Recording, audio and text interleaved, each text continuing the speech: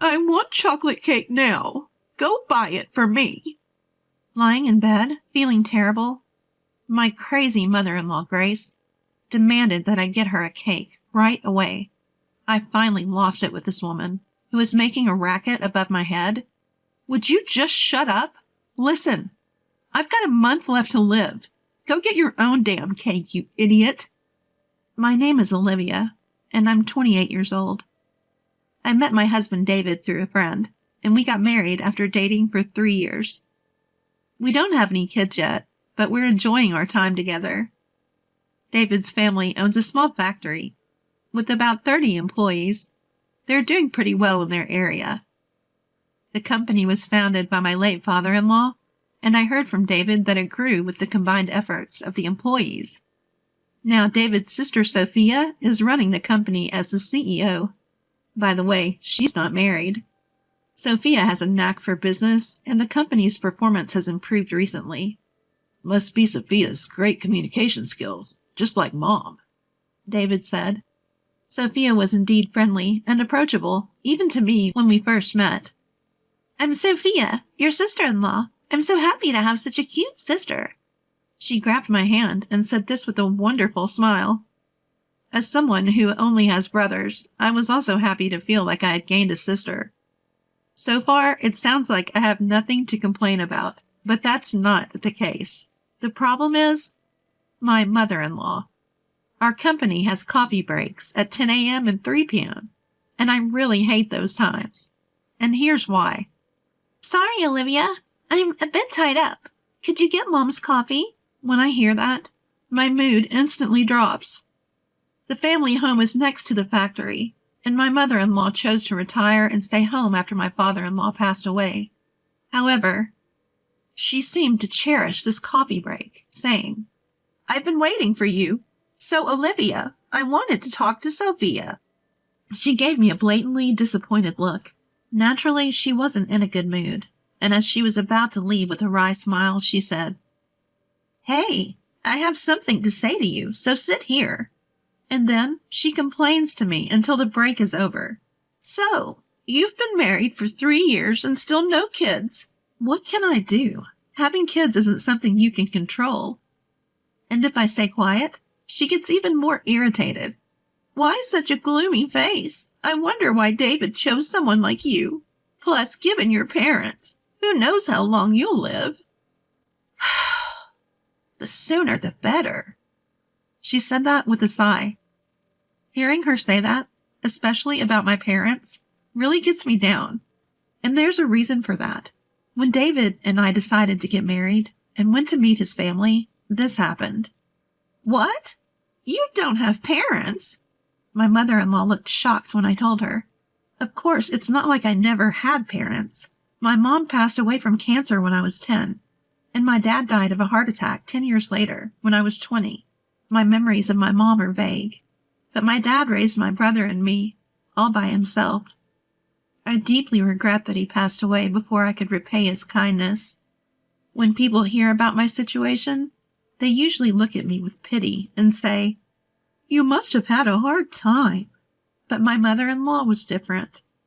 So, you might not live long either, huh? She actually said that. While I was stunned by her response, What a rude thing to say. How insensitive. My husband David said.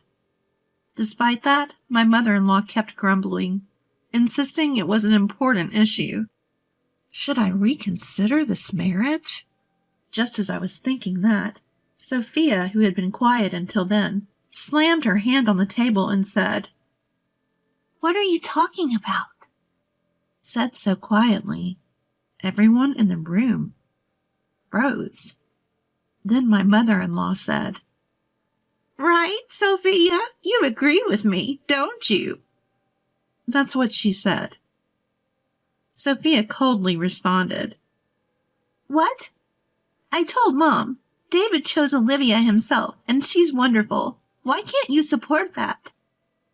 That's what she told my mother-in-law, with cold eyes. This seemed to shock my mother-in-law, who adores her daughter. From then on, she stopped making snide comments, except when we were alone. Even during the twice daily coffee breaks, she looked disappointed when I brought her coffee instead of Sophia. David and I rented a room near his family home, so the only time I had to endure her complaints was during those 10-minute coffee breaks. I'm so glad we don't live together. But my peace was suddenly shattered. That year, a record-breaking hurricane brought a lot of misfortune my way. Olivia, hurry! Something terrible has happened. I'd never heard David sound so panicked. I rushed to the living room to find it in complete disarray. What is this? Our ceiling was leaking terribly due to the hurricane. It wasn't just our room. The owner contacted us to say it was the same in other rooms. It seemed impossible to repair while living there, so we had to find temporary housing. Sophia cheerfully suggested, "Why are you worrying? Just live with us. Your commute will be 30 seconds. Sophia said that with an innocent look on her face.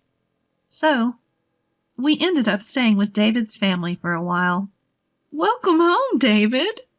The leak must have been tough, but Mom is happy we can live together again. My mother-in-law greeted us cheerfully, but David mostly ignored her, like a teenager in a rebellious phase. And finally she said, "Oh, Olivia, you're here too. I didn't notice because you're so quiet. Smile more." Frustrated, my husband made a face, and all I could do was force a smile, knowing we'd be staying there for a while. After moving in together, I witnessed something quite peculiar. The first time I saw it was during dinner on our first night living together. Wanting to show my gratitude, I cooked dinner. Bread, soup, and steak.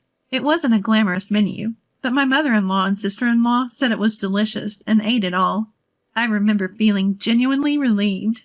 After a while, my mother-in-law suddenly got up and brought a container from the fridge. Humming a tune, she opened it and piled a ton of its contents onto her steak. Ugh, Mom, you're still eating that stuff?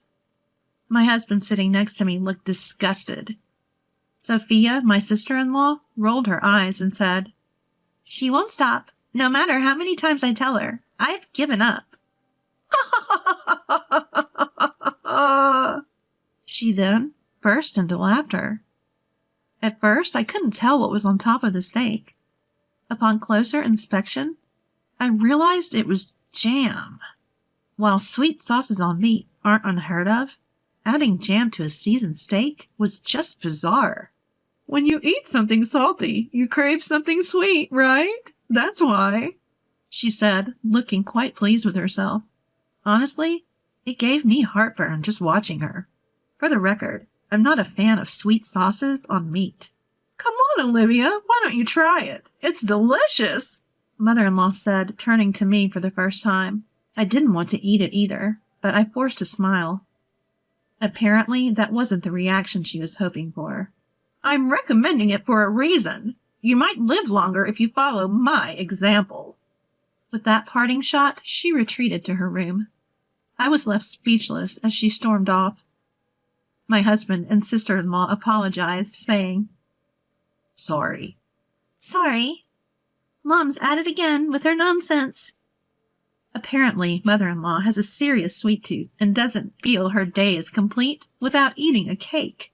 Amazingly, her annual health checkups always come back normal. Come to think of it, she's always eating cake during our 3 p.m. coffee breaks. I remember that. I like cake too, but not every day. It would get monotonous. And what about blood sugar levels? I've always been cautious about my health, especially since both my parents had short lifespans. So mother-in-law's jam steak was quite a shock. "Wait, does Sophia buy the cake every day?" Caught off guard, Sophia admitted. "Yeah, she makes me go buy it. She says it's embarrassing for her to do it herself. Thanks to that, I've become good friends with all the local cake shops." Sophia said, laughing. Watching this, my husband David said, "Sophia, this isn't a laughing matter. Mom's getting older. She needs to start caring about her health." I've always left it to Sophia to deal with Mom, and I feel bad about it. With that, my husband continued to look exasperated. Well, I think you guys will have to help out more from now on, Sophia said with a cheerful face, and I braced myself for more interactions with mother-in-law.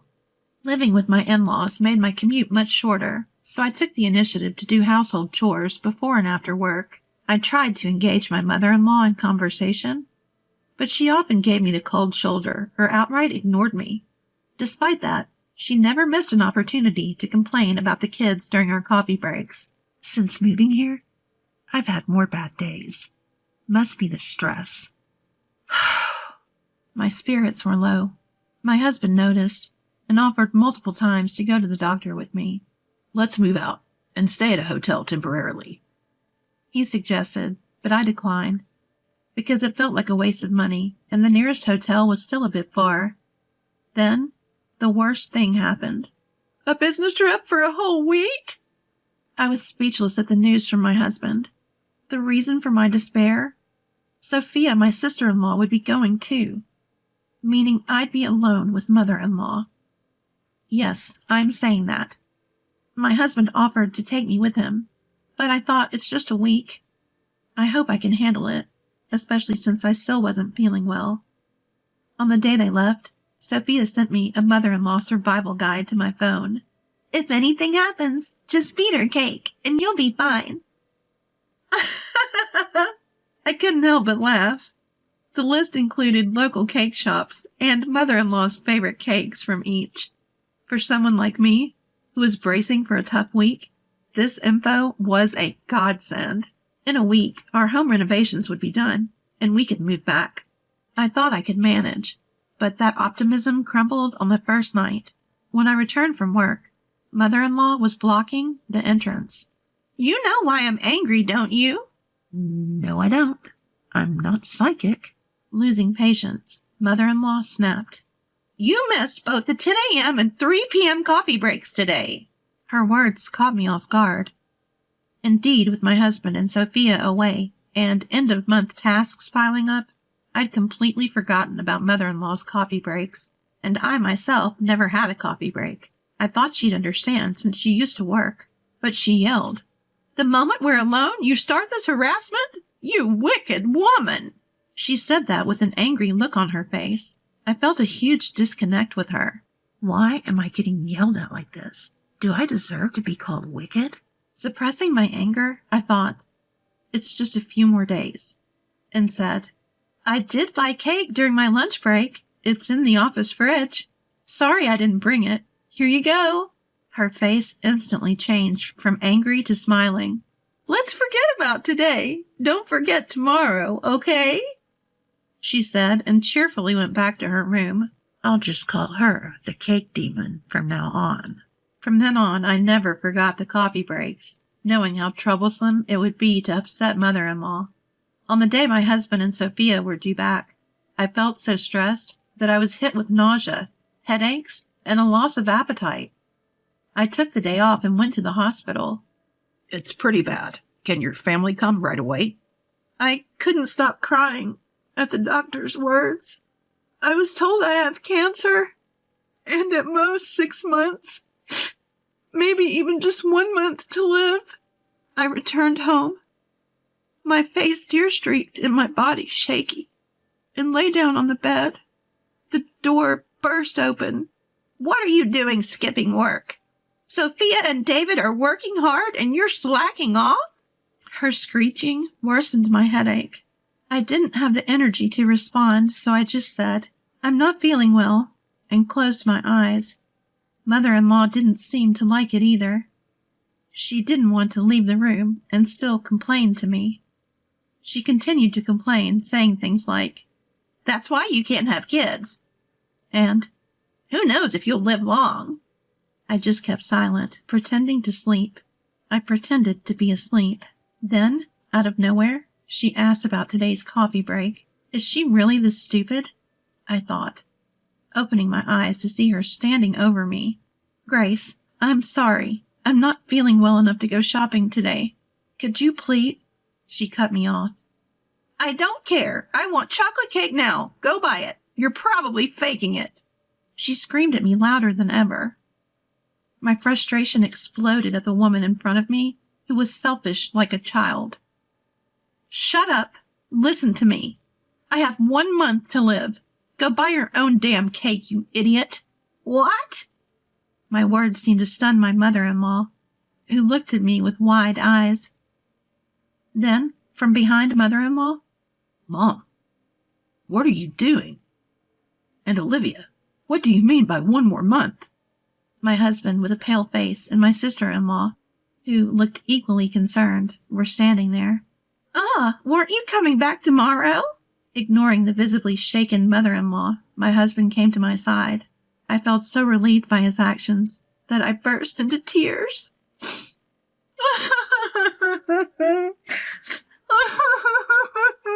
I can't take it anymore. The doctor says it might be cancer, and I'm not feeling well, but you keep nagging me to go buy cake. Enough is enough. Stop bothering me about the kids, too. Just leave me alone, you idiot. I let out all my resentment towards mother-in-law while crying. My husband and sister-in-law looked at mother-in-law with cold eyes.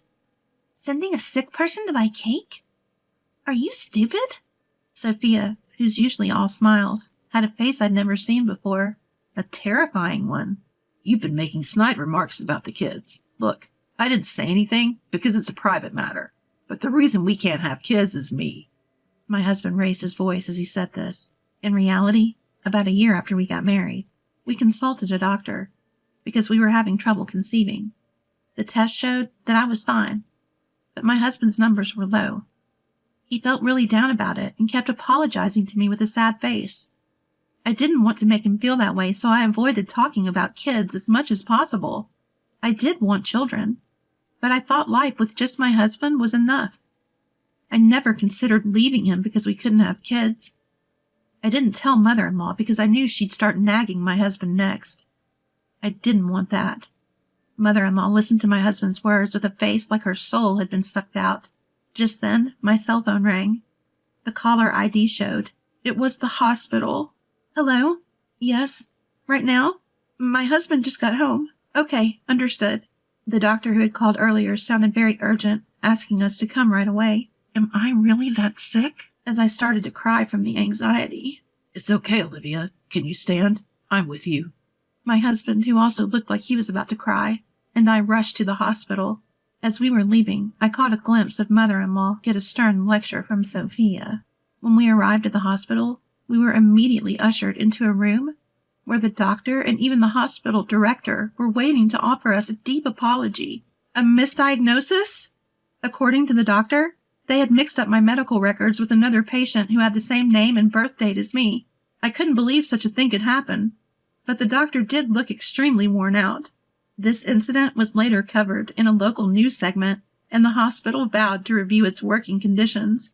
I'm not a specialist, but Olivia's symptoms might be. We were then referred to another hospital.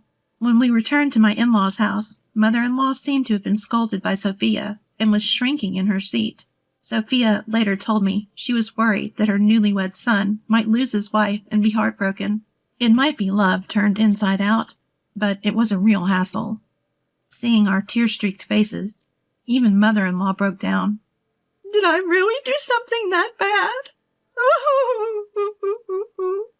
She started crying. So what about Olivia? Sophia asked with a concerned look. I'm pregnant, I said, tears of joy filling my eyes. My husband was also shedding tears of happiness beside me. We immediately went to the maternity hospital as advised. It's still early, but yes, you're pregnant. We can confirm the heartbeat. Hearing that, we both burst into tears, even though we were in a hospital. Sophia also cried, saying, I'm so glad, so very glad. As for what happened next, Sophia got engaged to her long-term boyfriend and moved to another state with him after quitting her job. We had heard about this before, so it wasn't a surprise. My husband, who was taking over as the new CEO, seemed to have his hands full with client visits. The business trip, by the way, was for that reason. He told me later that he was able to come home a day early because it ended sooner than expected. Mother-in-law seemed to know nothing about it. What? Getting married? Quitting her job and moving to another state? And was shocked. Sophia told her, "Yeah, I told you, remember?" "Well, it doesn't matter. It's settled." Mother-in-law was in a daze, and we all laughed.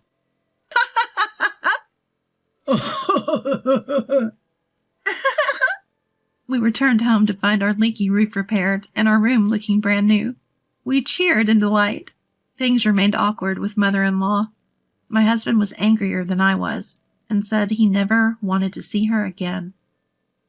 But mother-in-law started showing up occasionally during our coffee breaks, holding not cake, but small snacks like biscuits.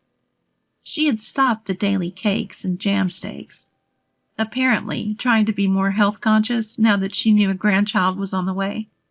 Employees who had worked there since my father-in-law was CEO seemed happy to see mother-in-law, so I realized she wasn't inherently a bad person.